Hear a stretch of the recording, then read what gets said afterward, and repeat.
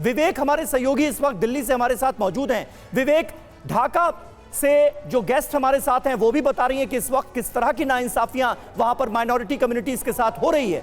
क्या कह रहे हैं लोग जो आपके साथ मौजूद हैं, जो प्रोटेस्ट के लिए सड़कों पर निकले हुए हैं? देखिए, बांग्लादेश में लगातार हिंदुओं पर हो रहे अत्याचार के खिलाफ दिल्ली सिविल सोसाइटी के द्वारा एक बड़ा मार्च निकाला जा रहा है। ये मार्च 3 मूर्ति चौक से बांग्लादेश एम्बेसी तक निकाले जाने वाला है और आप देख सकते हैं तस्वीरों में कि यहाँ पे काफी तादाद में जो लोग हैं वो यहाँ पर मार्च में शामिल होने के लिए पहुंचे। सीधे इनसे बातचीत करते हैं और जानते हैं कि आखिरकार ये लोग क्या चाहते हैं। लोगों से बातचीत करेंगे। आप लगातार जिस तरह से बांग्लादेश में हिंदुओं पर अत्याचार हो रहे हैं उसके खिलाफ मार्च कर रहे हैं, ये जो आप मार्च निकाला जा रहा है ये किसके लिए निकाला जा रहा है, इसका क्या विषय है? बांग्लादेश के लिए या फिर इसके पीछे कोई और वजह है? बांग्लादेश में जो सनातनी हिंदुओं के ऊपर अत्याचार हो रहा है, जिस तरीके से निर्मम हत्या, बलात्कार, जमीन दखल, बेइज्जती, नौकरी छीन जाना, अनेक तरीके से जिस तरीके से बांग्लादेश के हिंदू जीने के लिए मजबूर हो रहा है, इसमें समस्त हिंदू सनातनी संगठन इसका विरोध करता है।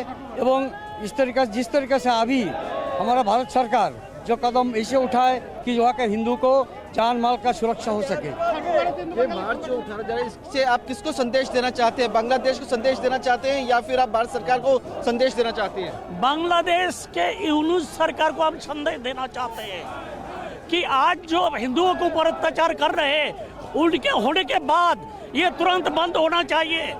क्यों हो रहा है अत्याचार?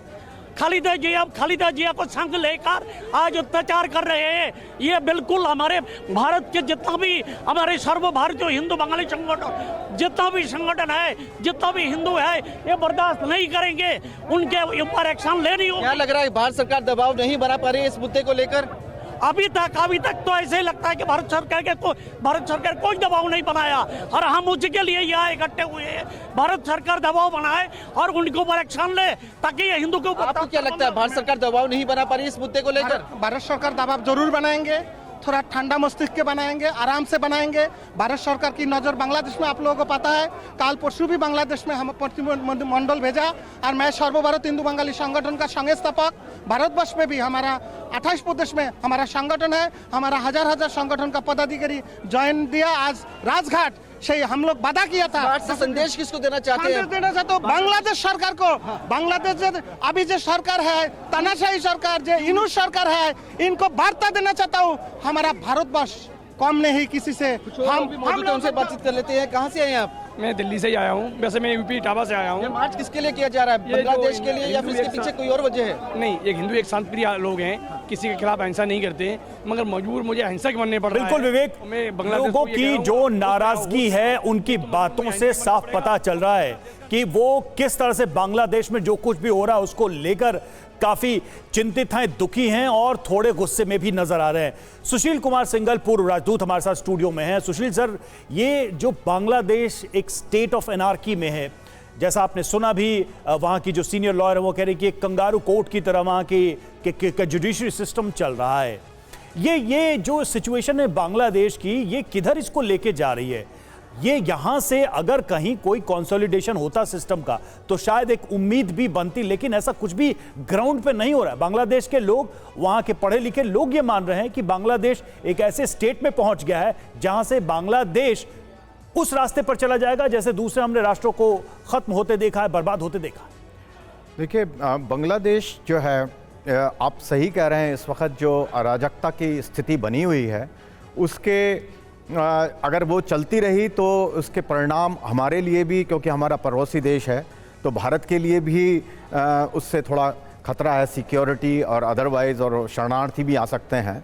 और जैसा कि हम जानते हैं कि कल फॉरेन सेक्रेटरी साहब हमारे वहाँ विज़िट किए और उन्होंने जैसा कहा कि they had a very Frank, constructive, which is inverted commas, तो डिस्कशन हुई उनकी बांग्लादेश के अथॉरिटीज़ के साथ, उनके काउंटर पार्ट्स के साथ में, और वो चीफ़ एडवाइज़र से भी मिले और काफ़ी लंबी चौड़ी बातचीत हुई। और उन्होंने कहा भी कि भारत चाहता है कि संबंध, हमारे जो रिलेशनशिप है वो पीपल सेंट्रिक है, कोई सरकार जो है आती और जाती रहती हैं उनके साथ, और हम कंटिन्यू करना चाहते हैं इस इंटरिम गवर्नमेंट के साथ भी अपनी बातचीत और समझौता, जो हमारे बहुत सारे संबंध हैं, economic, political, people to people contact, उसको कंटिन्यू रखना चाहते हैं।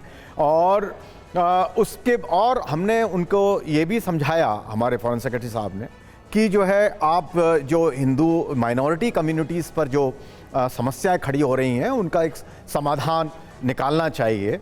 और लेकिन जो बातें आई हैं उसमें एक बात तो बड़ी अद्भुत या अजीब कह सकते हैं कि बांग्लादेश के फॉरेन डिपार्टमेंट का यह कहना है कि भारत सप्लाई मेंटेन करे, हमारे बॉर्डर्स उसी तरीके से चलते हैं, रिलेशन चलते रहें, लेकिन जो वहां हो रहा है वो हमारा इंटरनल मामला है, उसमें भारत बात ना करे, उस पर दखल ना दे। मतलब ये किस तरह का टेबल क्रिएट कर रहे हैं बांग्लादेश के सत्ता में बैठे लोग बातचीत के लिए?